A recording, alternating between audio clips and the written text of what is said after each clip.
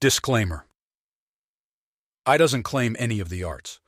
All the pictures shown belongs to the respective artist and company. If you are original owner and want me to remove the video, I will do it immediately. Just send me an email to inform me. And if you like my content, please subscribe to my channel. Chapter begins, and we see, that night, within the Grand Camellia Palace, a sharp slap echoed through the halls, shaking the very air. Inside, Ignoble confronted Axion with fury, berating him for allowing the foolish Theo to act recklessly and for permitting his people to suffer such brutal punishment. Axion merely responded with a simple yes, igniting Ignoble's anger even further. She shouted at him, questioning whether he truly believed any of this made sense, and reminded him of her countless warnings not to underestimate Theo.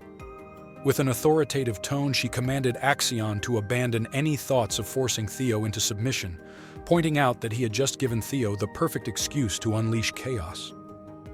Ignoble reiterated her warnings, emphasizing that once Theo Ragnar began to stand out, controlling Rose Palace would become a monumental challenge.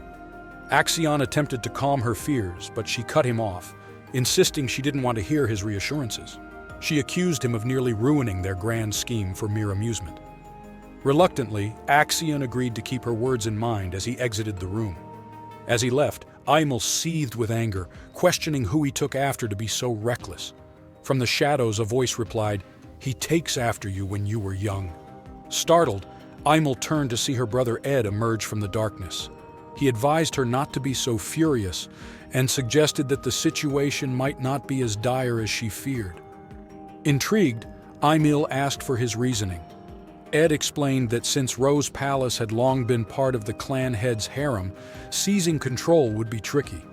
Although it had been neglected by the clan leader as a gathering place for misfits, it still held his backing. To take control, they needed justification. Fortunately, Theo had stirred significant trouble during the Scaled Dragon Society meeting. As he gradually became the representative of Rose Palace, they could use this incident as a pretext for action. This revelation surprised Ignoble. She had been anxious about Theo's rising power and its potential to draw more attention from the clan head, complicating their influence over Rose Palace. However, Ed proposed that they could turn Theo's ascent into an advantage. By employing legal measures under the guise of discipline, they could quietly suppress Theo and his growing influence without causing a stir. Ignoble closed her fan with excitement and asked Ed how long it would take to set everything in motion. Ed smiled and assured her that preparations were already complete. He promised that by morning, she would hear uplifting news. With that, he encouraged her to enjoy a relaxing bath and get a good night's sleep, while handing her an aromatic candle he had painstakingly acquired from the volcanic regions of South Erin.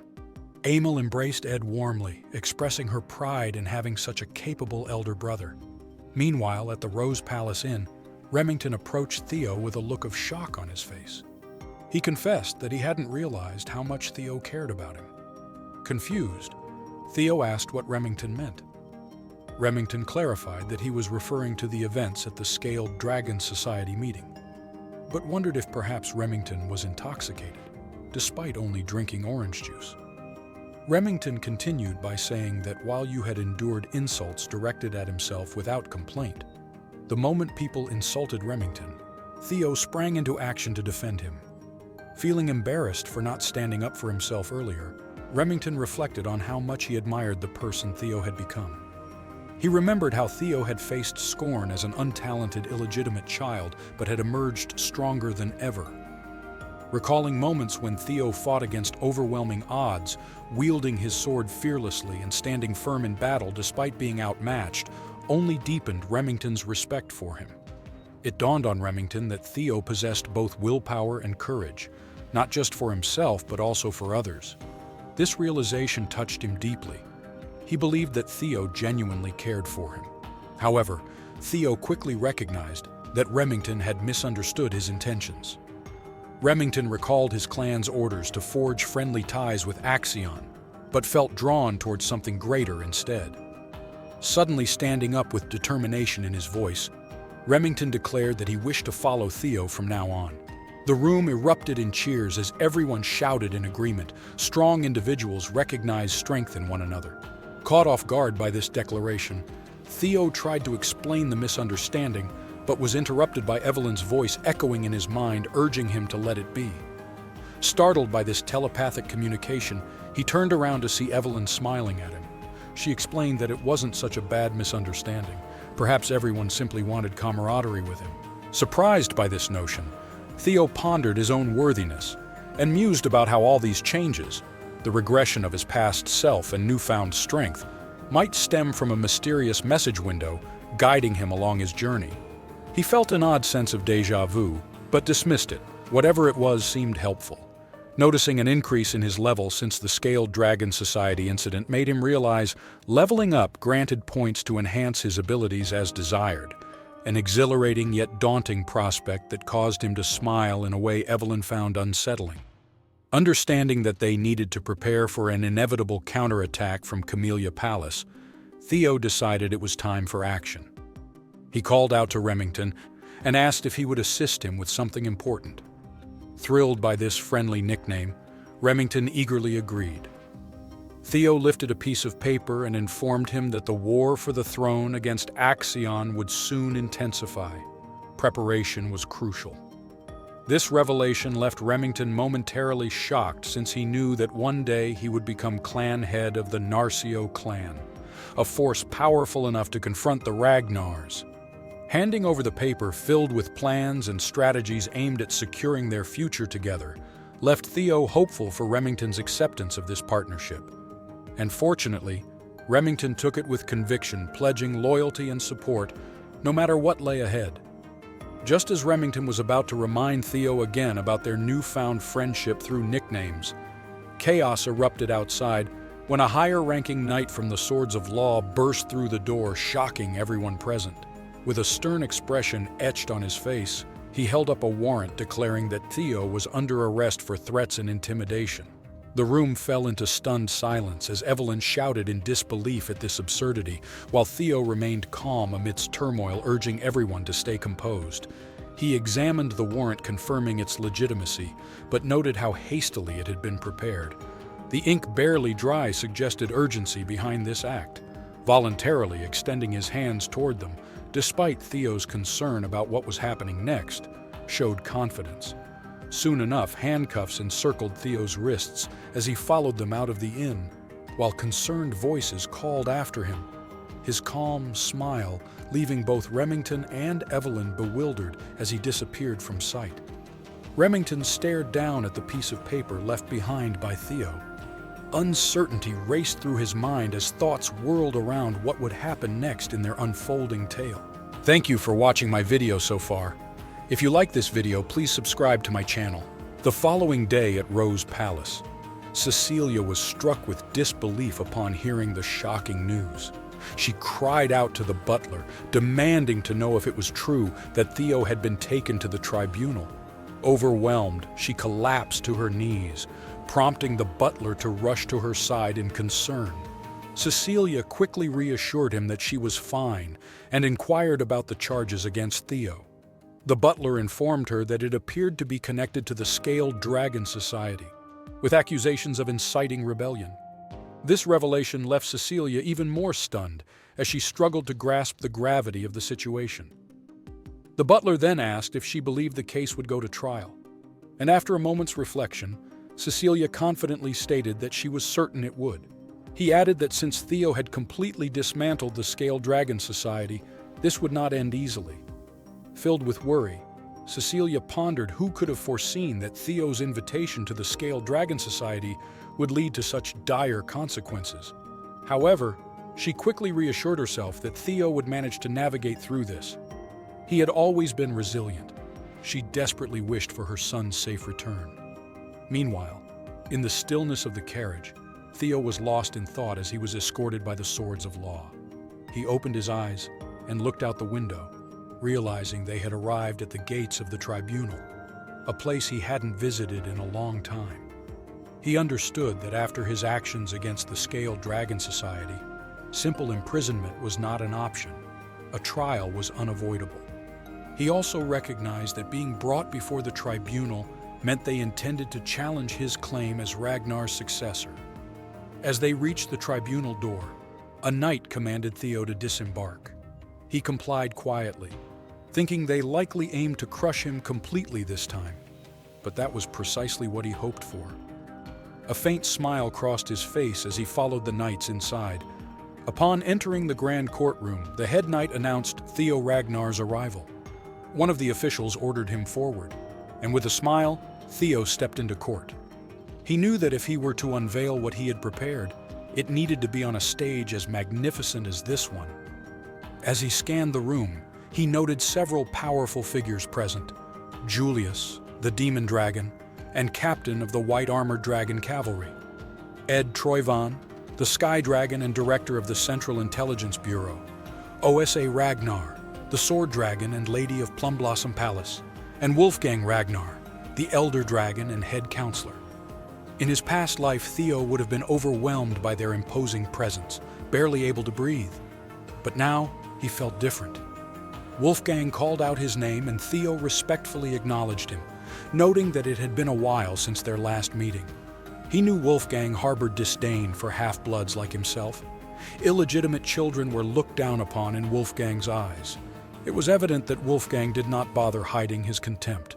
Wolfgang got straight to the point, stating that pleasantries were unnecessary and reminding Theo that he had been summoned to answer for his alleged crimes. He continued by saying that various factions, the Byron clan, Ceres Merchant Guild, Red and White Mercenary Corps, and even the Hanavi clan, were clamoring to sever ties with the main Ragnar family due to Theo's reckless actions. Filled with rage, Wolfgang shouted at Theo, questioning how a mere bastard could bear such damage caused. Theo faced this formidable adversary calmly and agreed with Wolfgang's assessment. He admitted his carelessness, which seemed to momentarily pacify Wolfgang. However, much to everyone's shock, Theo added that his mistake was not in severing their heads, but merely their limbs. A hush fell over the room as he elaborated that those nobles were subjects whose loyalty should be rewarded with land and honor in exchange for their lives, a principle of chivalry. He raised his voice further, accusing them of daring to threaten their lord and asserting that, had he known they would be so insolent, he would have executed them immediately. He insisted on punishment and declared that chivalric principles must be restored with fervor. How could he stand by while Ragnar's honor, upheld for over 1,000 years, was trampled? Wolfgang and Ed stood speechless at Theo's audacity, while Julius smiled inwardly at Theo's resolve, believing he remained impressive as ever and confident that this would end with a mere slap on the wrist. Wolfgang fumed at Theo's boldness and accused him of mocking the council with his rhetoric. Before he could continue, Osa Ragnar interjected calmly. She stated she had listened carefully to Theo's arguments and acknowledged their theoretical correctness, but reminded him that strength alone could not sustain Ragnar's greatness. Surprised by her intervention, Wolfgang turned toward her as Osa explained that ignoring their vassals' voices would lead only to downfall. Tyranny alone could not rule. Added that she respected her words and would keep them in mind.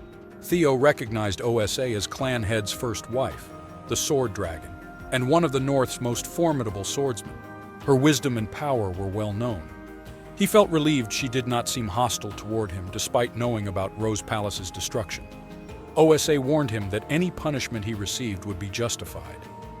Maintaining his composure, asked what form this punishment would take. Wolfgang seethed as he declared Theo would face 3 months of probation. Noting that the awakening ceremony was only 2 months away, Theo pointed out this contradiction, prompting Wolfgang to shout at him for daring to speak back. However, Osa calmly explained they had considered this factor and decided he could participate in next year's ceremony instead.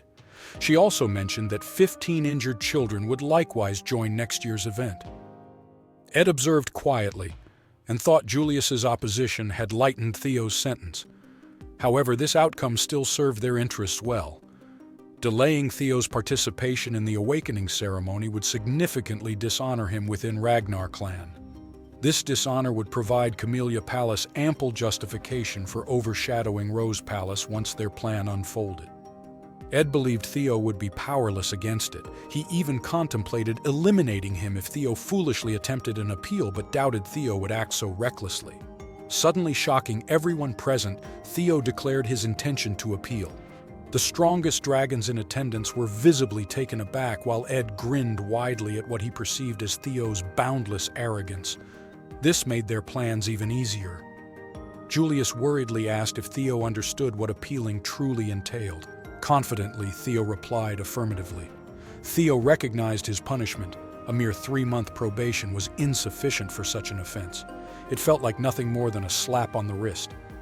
He suspected Julius had manipulated things for leniency, but refused even this minor punishment, because appealing within such a proud clan meant declaring war.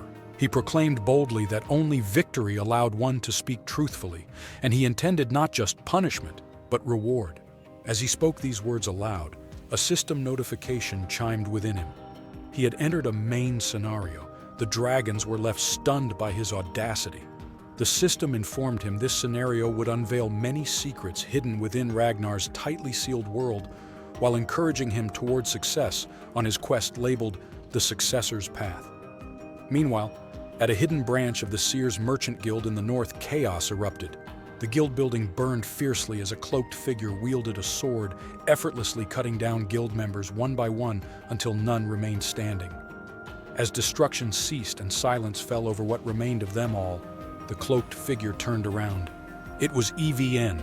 She heard Remington approaching, confirming they had finally reached their target, just as young Lord Theo predicted.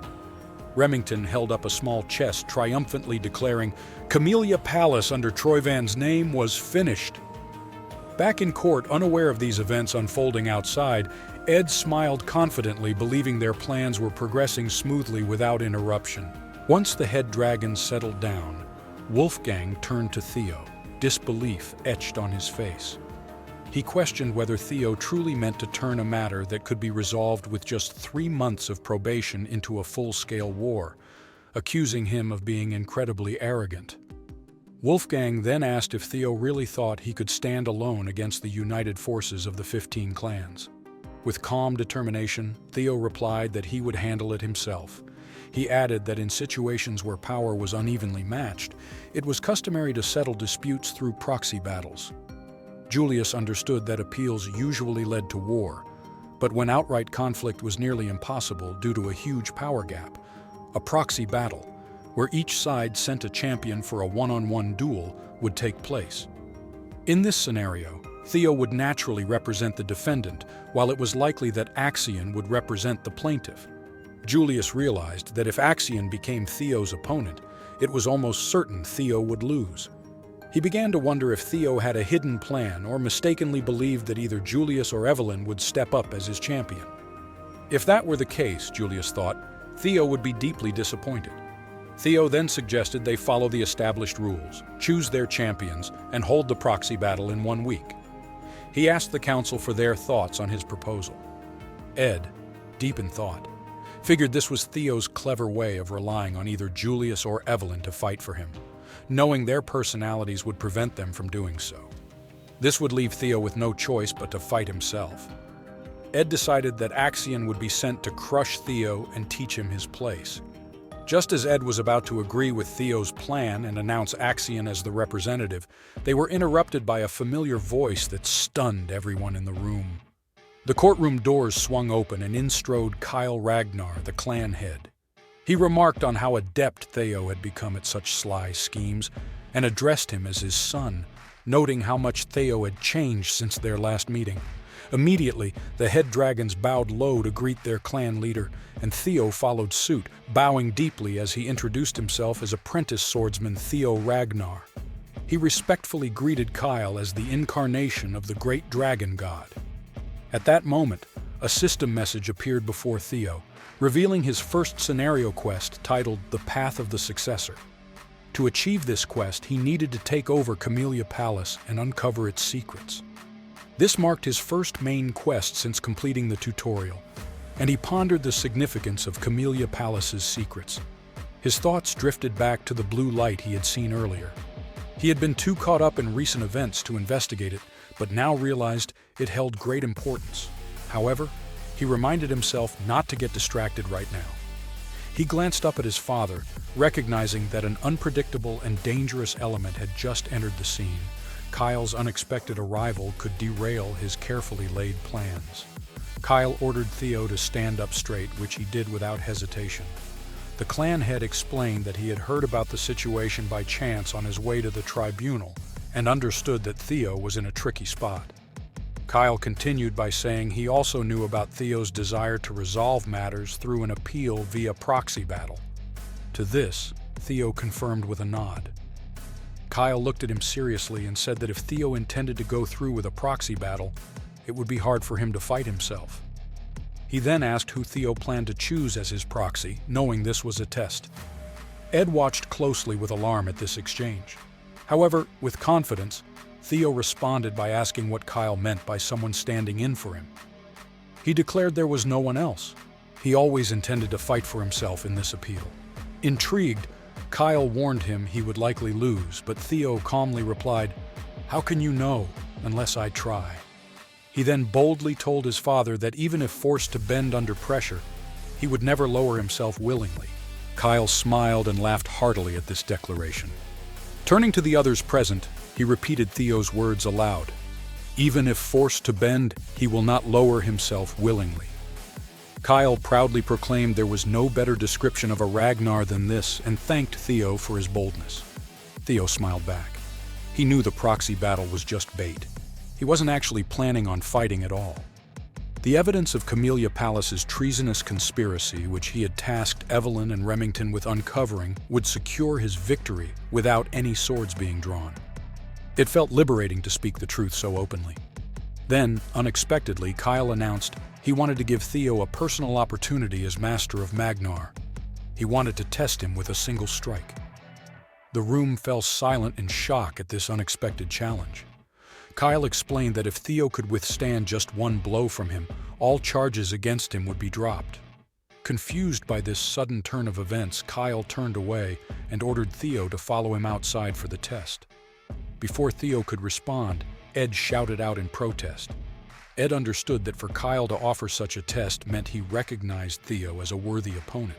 If Theo survived the strike, it would signal Kyle's approval.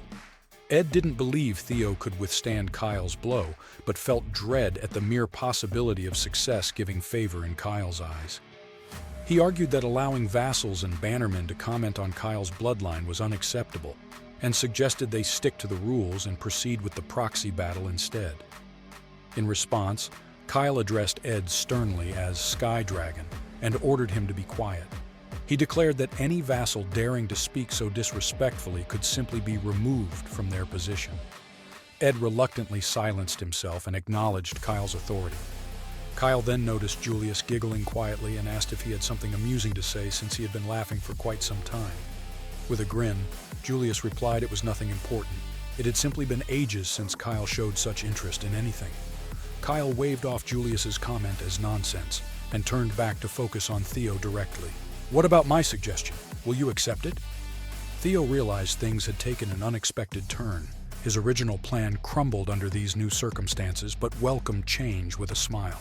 He told Kyle that the test felt far too heavy for him, and questioned how one strike from the clan head could compare to facing off against vassals and bannermen. Raising an eyebrow at this remark, Kyle asked if it meant Theo wouldn't accept the challenge. Quickly clarifying himself, Theo insisted he wasn't refusing, but merely pointing out how much tougher this trial seemed now. Impressed by his response, Kyle asked what exactly Theo meant by that statement. Looking up at the head dragons before fixing his gaze on Ed again, Theo replied confidently, "Since this trial has become stricter, shouldn't my compensation be increased?" Intrigued by this bold claim, Kyle asked what kind of compensation Theo had in mind. With unwavering confidence, Theo responded, "Something like Camellia Palace." His words hung heavy in the air as stunned silence enveloped the room, while Ed's face twisted with shock and anger as he muttered quietly under his breath. And with that, this chapter ends. Thank you for watching this video until the end. Support this channel by liking this video and subscribing the channel. And if you want me to recap another manhwa or manga, write its name in the comments section. And if want to know that what happened in previous chapters, you can watch them in this channel. Stay tuned for next chapters.